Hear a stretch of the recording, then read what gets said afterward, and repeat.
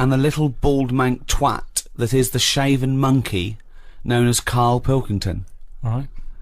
Now, Rick, just a quick question, because if people have just stumbled across this, perhaps on the internet or on their TV channel, they're probably going to be a little bit alarmed by what you've said there. You've come straight in with little bald mank twat, and a lot of people don't know who that little bald mank twat is, so maybe you should clarify. Well, I'm Ricky Gervais. You probably know me from such shows as The Office and Extras, cameos in the odd film. My long-term partner, not in that way, Stephen Merchant. Not in that way. Stephen Merchant, yes, I was involved with some of those projects, but I've not been in a film. And we met Carl when we went back to XFM as Conquering Heroes. We were let go when XFM changed hands, and then we did The Office, and then we came back, and we were big shots. No longer did we need to run the desk or press any buttons. So we were assigned, how can I put this, like a stupid lackey. Yes, yes. Proper. I mean, probably the person who was lowest on the rung. I'd have thought so. Station. They said, "Oh, give it to me. No one wants to work Saturdays." The caretaker didn't work Saturdays, so they gave us Carl. And we met Carl, and I was first struck by the roundness of his head. I'll be honest. I thought, this is a bald man, a little round-headed bald freak of a man. He opened his mouth. He spoke funny. Well, actually, he spoke without opening his mouth. That was the second thing that struck me. He just had this slack-jawed gimpness about him. Words came out. I think they get the idea now, anyway. Was what? Do you feel that was a balanced explanation of your meeting with us, or would you like to offer any extra detail there, Carl? Well, with every meeting, there's a different story, isn't there? The way you sort of looked at me and thought, he's weird. I saw Steve. It was like a triangle. Ricky was looking at me. I was looking at you, thinking that's weird. It seems a little unjust that I'm the. You know, why aren't you having a go at Ricky for being fat and just because? Old? No, I'm just saying on the first meeting. Right. It's like a museum, isn't it? Everybody rushes to the weird stuff first. I love the fact that you're putting yourself firmly in that category as well, though. Oh, I love that. That's great. Like someone from Reservoir Dogs. Everyone looking at someone else. But you don't feel that way about me anymore. No, I've got used to it now. That's what I'm saying. No, I'm saying that whatever your accusations of weirdness were, they were unfounded. It moves on, doesn't it? It's like anything. You get used to a look, don't you? I watch a lot of programmes on stuff that people have up with them, and you only watch programmes about people that got something wrong with them. That is what you do. If ever you say, "Did you see that thing last night?" It's going to be something like the kid who was born with too many legs, or the baby with an arse for a head. It's always going to be stuff like that. It's like there was a programme on a bit back about a fella who had a funny head and what have you, and he lived in a small village, and nobody double taked anymore because you get used to it, don't you? What was up with his head? Just had like it was sort of like the new Elephant Man. He'd sort of gone for that look. He's gone for that look. And, what does he do in the morning? Just eat a bun, sort of shave? It's just that's all I'm saying is people in his village. You want a big village. People were used to it, and they no longer stared. And that's what I'm saying with you. But it's interesting that because you say you've acclimatised to my so-called weirdness. I don't know what weirdness that is. I've still not grasped that. But Ricky continues. To... What? It's just the eyes. He's listening. Why are you listening? So I've not had a go at you, and you stupid round head like a orange. Which is the thing which perpetually entertains Ricky. Ricky is never acclimatised to you. Is that fair, Rick? Yeah, I love it. I can't get enough of him. Because I see different things. Every time I look at Carl, sometimes I see like a completely sort of like spherical object. Right, like honestly, like some sort of pumpkin on you know, Halloween. And then I see flat, straight with on. A pumpkin, Rick, with a jack-o'-lantern outside someone's house, right? There is a certain light behind the eyes. Not with Carl. And then sometimes he looks like a plate. Do you know what I mean? Like, you know, like a clay plate that a child has made. When they've made a face on the plate using their food. Or a biscuit. Like one of those biscuits, novelty biscuits you can buy at your you birthday. can ice with a little smile into mine. Yeah. Carl, do you just want to have a dig at me? Because it's coming up to 2 o'clock, and you've not really put a lot of effort in today, slagging me off. I don't do it on purpose. No, he doesn't do it on purpose. He's just an honest northerner, and he can't lie. He's like George Washington, but without the wooden teeth. Yeah. I don't think your heart's in it anymore either, Carl. I was alright today, but Steve's really dragged me down. Well, let's. Wait a minute, I just need to know why. No, do you know, like, Yeah. when people are being miserable around you? Yeah. I was full Yeah. of beans when I came in. Yep. Yeah, but you got to remember last week you were really miserable and that really wound me up. Yeah, because he was having So to it's do swings stuff. around, Because, you know, he'd been let down and they were worried about Yeah, the last next week you were in show. a terrible mood. Yeah. Don't look at me like you were. songs. I wasn't like going off and lying on the settee, looking ill, talking in that voice. Oh, he's done you again. I said, just now, being quite friendly. Yeah, Carl, Steve. Carl, have you ever tried to get into the Monarch for free? Because I'll be honest, mate, it's not going to happen for you. Come out with me, mate. You got a quid off. All right. Oh. When you can get in places in Camden for free. Yeah, I'm alright, yeah. Oh, yeah, he's done you. Do you not care about the job? I mean, I've got to ask because, you know what I mean, if I was in charge, I'd worry about your motivation or... Because yesterday we were trying to work out what you enjoyed doing, and we got to, Manchester United and moaning. And that is the two we came I up with. don't know where you get the moaning thing You're from. always whinging. About what? Everything. When? When did I last have a moan? Just before we came on air. Right, and why was that? I don't know, I can't remember. Because Well, we were in good mood. We were in a good mood, me and Rick. I'll tell you why. Go on. Because you brought a song in at 10 to 1 Yeah. with a load of effing and jeffing in it. Yeah. And saying, can you edit this? Yeah. Yeah. But that's your job. You could have brought it in yesterday. No, I couldn't. Why not? I hadn't thought of it. But why are you whinging? That's your job. And I didn't come in 10 minutes before. It was a good 20 minutes before. It just took you ages because you were whinging and moaning to even get started. How did you meet your girlfriend? Through work. What, through her work? What, you found out and said We you... worked at the same place. Oh, you're right. You're quite an enigma, aren't you? Could you give us more on that? At work. You met her at work. What, she came in selling sandwiches? She was going through the bins outside. What do you mean you met her Why at are you work? having an attack on me? You're the not one having an who's attack sad and lonely. Oh, he's done you again. He's done you Yeah, but what I thought was interesting was I No. just scratched at him and he just went mental. Yeah, no, It's like a but bear caught in a trap. it's funny, isn't it? You'll never learn. No, I was just interested to find out what the story was, because it might be a really romantic story. Well, it's not. Alright, jeez. I love the fact he doesn't want to talk about his love affair. I was thinking about you in the week, and like, does it worry you? I mean, you sort of joke about it now, and we're talking about it in the office, you know, like, oh, is Steve really touchy about the way he looks? And Oh, what's this? Where's that come from? He's done it again. He's done you again. I was walking home the other night, and I was thinking about it. And do you worry that when you're old, you will be on your own? You did start it though, didn't you? Well, Carl, I'm glad you brought this up.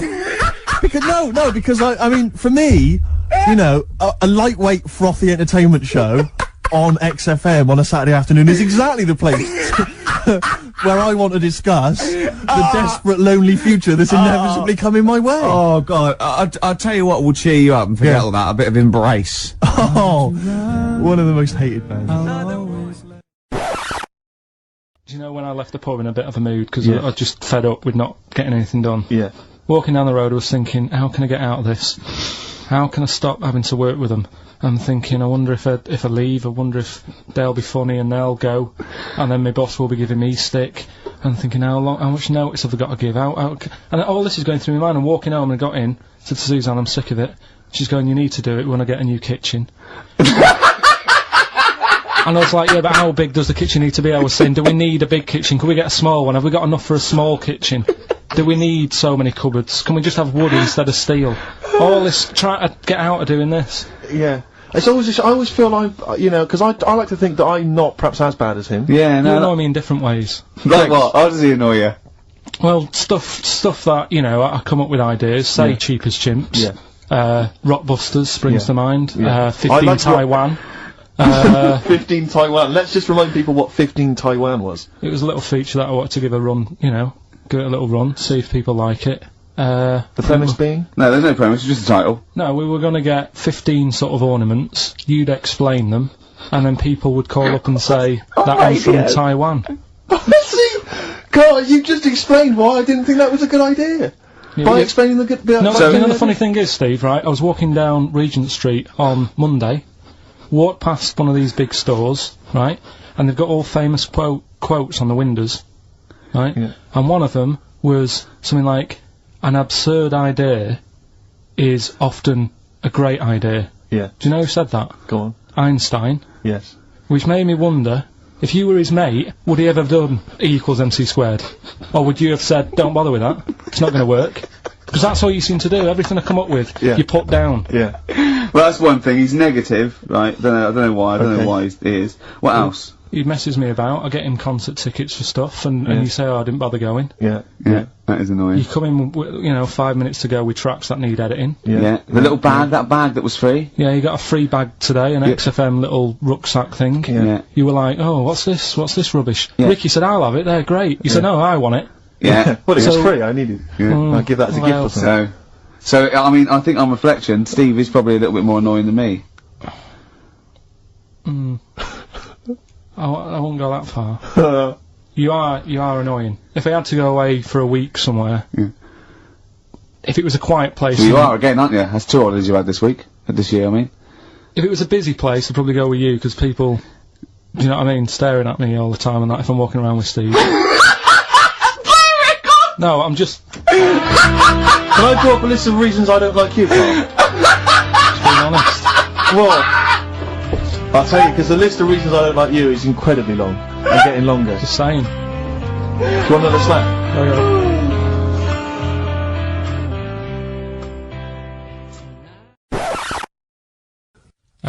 Been very quiet week.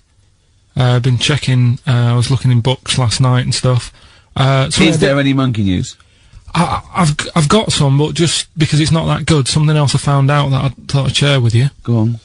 I was looking in the Guinness Book of Records, right, because I thought they'll have something in there about monkeys or something, right? And there's a little monkey, I think it lives in Asia, right? There's loads of them live in Asia. Might just be travelling, but yeah.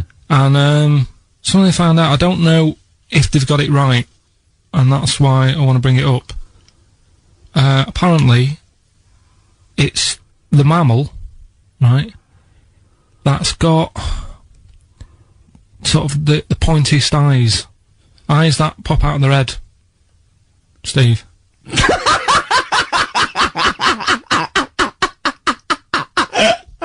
Now, the thing is, right, I thought that's interesting. Yeah. Apparently it's the biggest with the sort of goggle eye type thing. Right, yeah, go on. Apparently they come out of their head 1.6 centimetres.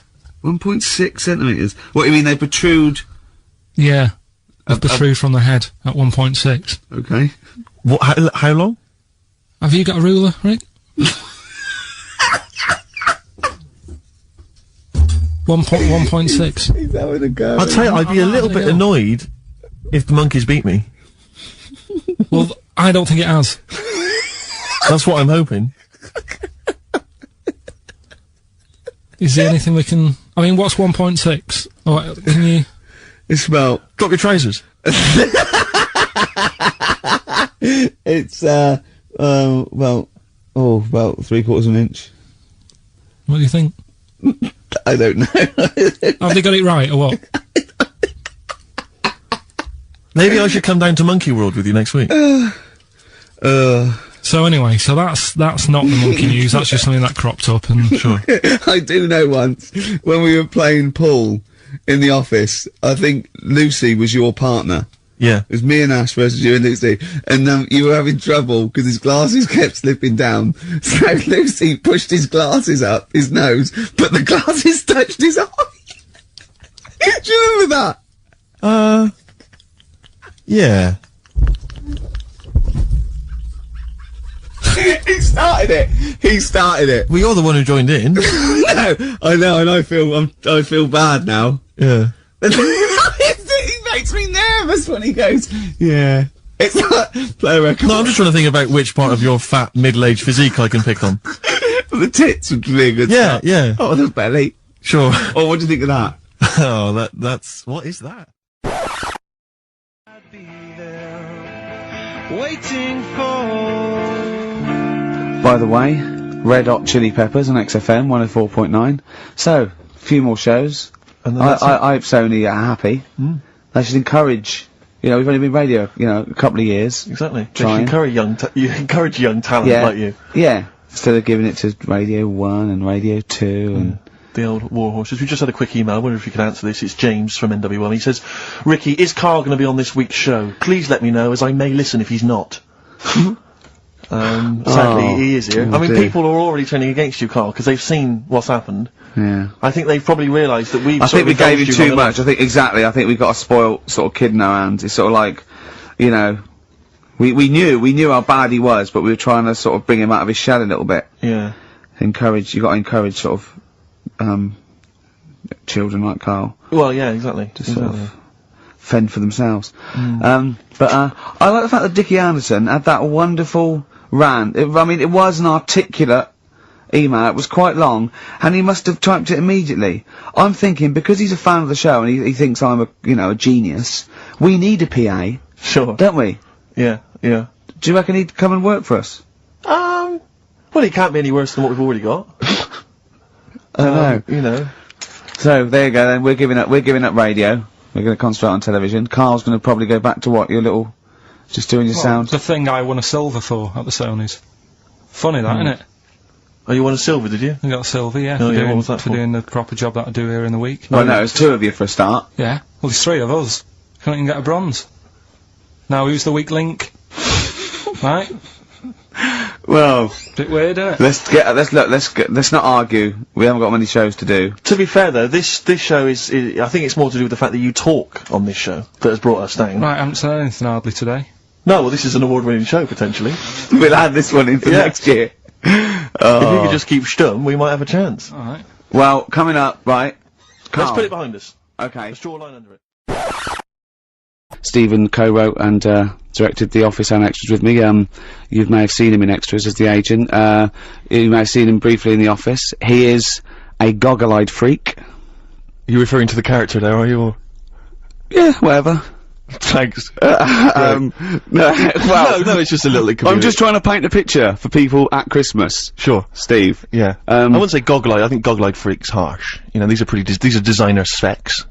And, Right. yeah, admittedly I'm a little bit tall, but, 6'7". Yeah, but let's not have a go at that. Karl, we've got more like this later. I think we should play a record. We've done introductions. Pop a little song on. But do you remember the first time you saw Steve? Well, let's pop a little song on that, alright? Chat about it in a bit. Alright. Bruce Springsteen. Bit of Bruce Springsteen. Now, it's difficult to describe Karl. I just think you'll have to get to know him over the next 2 hours. But we have taken the liberty of getting some stuff ready for you if you want to find out more about him. If you go to rickygervais.com, we've put up a special little page. Go into Who's Karl. We've got a little biography up of him and loads of pictures. And you have never seen a head rounder than he looks like Mr. Spoon from Button Moon. Yes. Do you know what I mean? Yeah. Or Bod. Bod Grown is up. almost There's a identical, little bit of Charlie Brown in there. He's even got a little striped shirt. It's perfectly rounded. It's balding like and it's not a sort of like a good balding. It's sort of like he looks like a worn tennis ball. Do you know what I mean? He's got a little bit of growth. It's not that sort of Telly Savalas cool bald. No, it's just a scruffy little. I don't know what it is. Happy Christmas and that. What do you think of that then, Karl? Your introduction to the nation. Well, you know, if we're going to start picking on looks and stuff, like you mentioned before, we can go over everyone in this room. What? I mean, let's make it fair. What? Let's have a chat. Let's have a chat about Steve over there. What? What are you talking about? Well, you know how sort of I felt when I first saw you. Wait, right, don't go mad, Steve. Let Karl speak. Right, this is his platform. No, I'm just saying. You just said about painting a picture. Yeah, go on then. I wouldn't paint a picture of that. No, I'm not, Steve, you know I'm not having a go, mate. What do you mean you're not having a go? It sounds like you're having a go. No. Well, what did you think when you first saw him, when he first walked into that room all those years ago? Sort of thought he looked like a cartoon. No, Steve, you know that you look a little bit odd. This isn't like a shock to you. You've had this. How old are you now? 31, Right, but I so don't you're know. 30. What do you look like as a baby? I mean, Why is this a character assassination? I'm not having a go. I'm just saying what it was like. Now, I'm used to you now. When I see you, I don't sort of double take anymore. He's coming out with this. No, but you know when you popped in and that, it was just a bit of a shock, and now you know I've got used to it and that.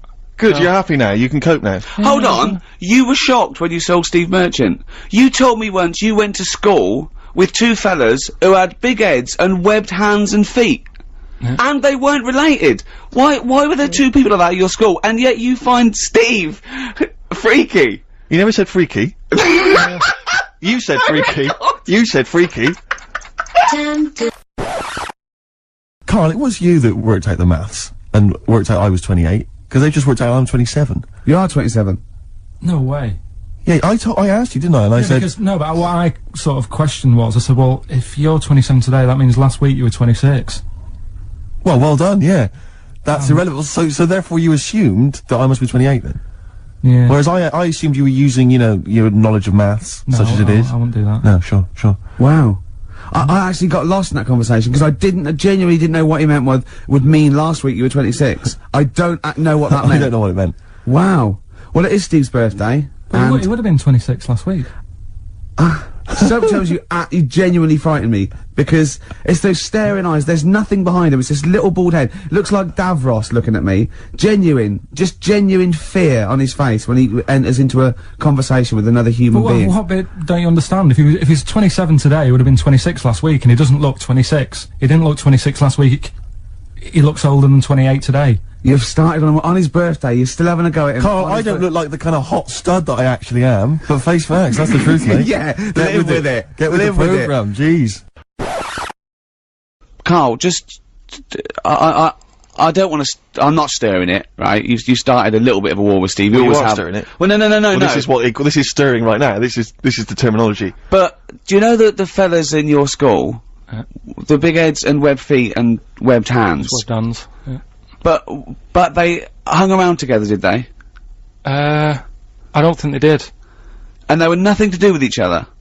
No, I think people expected them to sort of knock about together, but they must have thought, oh, that'd be too obvious. Do you know what I mean? But where did you live? Near a power plant? Well, I mean, why did you have? I don't think it had anything to do with that though. Just sometimes you get a little. Look at Steve. He didn't live near a power plant. No. Listen, can I just stop you there, right? Let me just stop you there, because it always happens, as soon as we, you know, it's supposed to be a nice day, and suddenly you're having a go, right? Now, this got sent on the email, okay? Now, this is not me saying this. This is someone who's forwarded a review that was put on the web. It was a review of your appearance on one of Ricky's stand-up comedy DVDs, okay? I'm quoting this. This is not me saying it. It says that, Carl, through a combination of his intriguing way of thinking and slightly less than human appearance, right, Carl may just be the proof needed to muffle the cries of creationists the world over, as this missing link demonstrates that not only did man evolve from apes, but the process isn't quite finished yet. Okay, now that's someone else, an external person's opinion of you. But the terrible thing about that is, Carl's feelings aren't hurt because he didn't understand a word of that. I said the word creationist, that lost him. That's it. You've got to remember that Carl, you know when people say they're talking to their cat and they go, oh look at him looking at us, it's like he can understand what we're saying. Well, Carl's got that look, but you know he can't understand what you're saying. All right, Carl? No, but I mean, now we're talking about your head and that, right? When you go back to, say, your mum and dad, it's Christmas time, right? There's a lot of people travelling up and down the country, going back, seeing their mum and dad, they probably haven't seen them all year, right? When you go back, is it a shock to them again? No, do you know, like, how you get used to how someone, like I say, I'm used to you, I see you a few times a week, I don't do the double take. But what I mean is, when you go back, do they sort of go, oh, here he is. Do you know what I mean? Play a record. Let's leave it then. Let's move on then, because I'm gonna get angry, and we haven't even got. It's not even 25 past yet. Christmas. A little bit of Simon and Garfunkel. Yeah. Oh, this is beautiful. So, what have you been doing this week, Steve? Well, I'll tell you what. At the beginning of the week, I was incredibly annoyed by Carl. Why? No, because I remember you had a little discussion with Carl a while back, saying that you thought he was lazy at times. Yeah. And you had various criticisms of his work. Yeah. And I got a call from him. He said, oh yeah, I should have told you, I had a phone call. Someone said that they were trying to get hold of Steve Merchant to offer him some lucrative voiceover work. Now, you know... That is money for old rope. It's money for old rope. That's you're in there for about 20 minutes and it's thousands of pounds. If there are children listening who are still at school, they should definitely, when the careers guy says, what do you want to do? Try and get voiceover work. Just become a voiceover artist. It's money for old rope. Yeah. So I can't believe my luck, because, I love money for old rope. Yeah. And, I said, well, what's the information? He said, I don't know. I deleted the message. It was on his answer, and he deleted the message. I said, right, when did the message come? He said, last week. So he took a week to tell me that he had deleted the message. Why, just because it wasn't for you? I mean, I don't know how selfish that is, Carl. No, what happened is, right, I got back off holiday. I was at home. Yeah. So I called up my voicemail, right, because I can do that. Yeah. Remote access, right, because I've got to know what's going on at work. Of course. Called in, it was still my day off, I was going through the messages. Yes. Heard one from some company saying, we're after Steve Merchant. Yeah. We want him to do some voiceover work. Yeah. Right? I can't remember the name of it, but Thanks. I thought, right, I'll remember to tell Steve. A week later. It doesn't matter, does it? You still got the message, and they What haven't message? Yeah, but voiceovers have to be done in the next couple But I of didn't days. get the message. All I got was, there was a company, I don't remember the name, and they phoned you, they wanted voiceover. How does that help me? There are hundreds of thousands of media companies. I You was didn't take more- down a number, you didn't take down a name, nothing. I was more puzzled why they'd want you to voice anything. He's having a go I don't know why. No, but listen to that voice. You must be annoyed. You must be Do you annoyed. wanna, I mean, talk about rubbing salt into the wound. No, but listen to you. Oh, God. I don't know how you think, I don't know how your mind works. Well, I was thinking there must be a tractor sale on somewhere. What do I care? No, hang on a minute. Wait a minute. Wait a minute. The I worm don't has care. turned. I don't care if they want me to advertise, you know, the latest designs in pirate fashion wear. I will do a voiceover because it's money for the road. I don't care what you think of my voice. Someone was interested. They were offering me money. And you decided arbitrarily, oh, they probably wouldn't want it. They probably made a mistake. They wouldn't like the way he talks anyway. I'll delete the message. No, the thing is, right, I What get if that had been a paid. girl? I get paid to sit here on a Saturday, Yeah. right? Play CDs and that, help out with the show, get you decent prizes. I think I do me bit, Sure. right? It isn't about running your voiceover work. So hang on, so Carl, let me just get this right. If someone was ever to phone me, right, trying to get in touch with you, to offer you work, you'd want me to just ignore the message. That is what you're saying to me. You'd prefer that I deleted the message, I ignored it altogether. That's what you'd want for me to do. That's what you want me to do. What, someone's calling you for some Someone's work for phoned me, they say, oh, I can't, I don't know, I'm a friend of a friend, I've got your number, Steve, love to use Carl Pilkington for an Well, you've never exciting called me, sex so has it scene. happened? Well, Has it well, that's happened? what I'm saying, in the future, if it was to occur, do you want me to just ignore it? Is that what you prefer me to do? Well, it's not like that, though. I did tell you, I told you the message. You didn't what? You told me a week later with none of the Oh. information I needed. Carl, that doctor called last week. That kidney's ready for that, little girl that you were doing that sponsored walk for. I forgot to tell you. Oh. I hope it's still alright. They keep it on ice, don't they? I think they do. Selfish, Carl. So selfish. And you lost us the Beautiful bit of Snoop on XFM, yeah? Kicking it with Ricky old Gervais. school, yeah, Sweet. Steve Merchant and Carl Pilkington.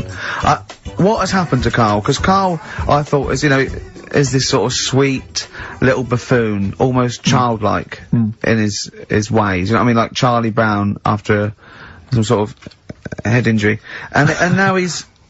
And now he's coming back like that, having a go at, not caring about voiceover work. It's like, because Heat have written about him a couple of weeks, it's like he thinks he's better than you in some way. I do care, though. You're out of order saying that, right? Because Carl- I sorted you out with tickets for stuff. He doesn't turn up to. Carl, I received a phone call. You deleted the message offering me voiceover work. You're as bad as my agent. I'm appalled by it. And I thought we were friends. At least his agent, when he does it, is losing himself money as well. Yeah, exactly. You've got no comeback. You're still sweet. And to have a go at you've got a mank whine. Right? For a voice. Like a cartoon Gallagher brother on Coronation Street. I mean, and yes, Steve does sound like a Wurzel, but that doesn't, do you know what I mean? No. What about Jethro? Jethro does well. Jethro gets on Des O'Connor anytime he wants. Just has to phone Des up. And he's on there. Straight on and there. he's whining like a Wurzel as well. So, to say that is a rubbish... Alright, apart from that then, what else have I done that's wound you up? Well, that's a good starting point, because you haven't even apologised. No, it's a shock, because that's the first time I've let you down. And I didn't really let you down, because I passed on the message. You didn't, well, we've been through it. You didn't Okay. pass on the message. Saying I deleted a message for you is not passing on the message. I mean, I just think what's happened is that you've got a little bit of celebrity now from the show. I mean, I've seen you being recognised in pubs and stuff, or people have come up and they said, are you Carl? Because they've seen Ricky. Now, it just seems to me that you are not keeping yourself grounded. You are just, you cannot deal with fame. You've not got the intelligence to cope with the celebrity, and you're just becoming now this it's kind getting- of ego-driven Now it's monster. getting. That scares me, Carl. getting You're a not the man I remember. Get a Look, bit nice. I put a lot of work into this on Saturday. This isn't even my proper job, right? Where were you in the week? Oh, yeah, he's got you there. What? Where were you in the week? I said let's meet up, let's, you know, come up with some new features and that. Where were you? Carl, you phoned me about an hour before you wanted to meet. That is not what I would call. I mean, that is arrogance right there. That's the way I work. That's arrogance right there. That's ego right there. He couldn't go, when I came in, he said, "Where's Steve?" I said, "Steve can't make it." I had to tell him why. Steve was staying in to tidy up because his landlady was coming. This he couldn't get over. He could not get over that you couldn't make it because you had to stay in with your landlady. He talked about it for about the hour when we were working. What are you talking? Last week I had a bad throat. You wouldn't tolerate that. You wouldn't accept that. When you had a bad throat, where were you? Why couldn't we do any work then? Because you're at home with your mum and your dad. You were on holiday, weren't you? Why didn't you get your mum and your dad to clean the flat? Oh, he's done it again! He's done you again, mate. Play a record. How has he done me? What? They live in Bristol. Yeah, the joke's on you. He couldn't get him to clean the flat. Ah. I don't know who's laughing at who now. Right, listen. Can we just go back to laughing at Carl? Okay. Because I know where we stand there. Okay, alright. Do you want to, That's the natural order of things. I know, yeah. The world's gone topsy-turvy. he's stepped out of the pecking order. Right, well, someone who I don't let down, right, are the listeners of this show. Do you want to, read out the prizes for Rockbusters? We'll get that running. Are we not doing Rockbusters again, are we? Yeah. Well, it was a shambles last week. We cancelled it 2 weeks ago. What? It just, I mean, there you are right there, Rick. I mean, both you and I, and let's be honest, we're the guys with our names on the poster. I know, It's supposed to be your show, and our faces. Exactly, and yet... we have to be on tube stations with people laughing at us. Yeah, well, they're not laughing at me, right? They're saying it's a good I don't know. What do you think people think of the poster, Carl? Seriously? No, I don't want to know his opinion. It's just going to be insulting. My point is this, Rick. He was looking at you. My point is this, Rick. We used to be able to decide what the content of this show was. I know. Now, it's him. It's just him. He wants to do Rockbusters, he gets to do it. I know. And it's awful, Robert. Like Tourette's Trent D'Arby. Not only is that offensive, it doesn't work as a clue. Saying that, have you come up with anything for this week? What's the prizes? I'll read out the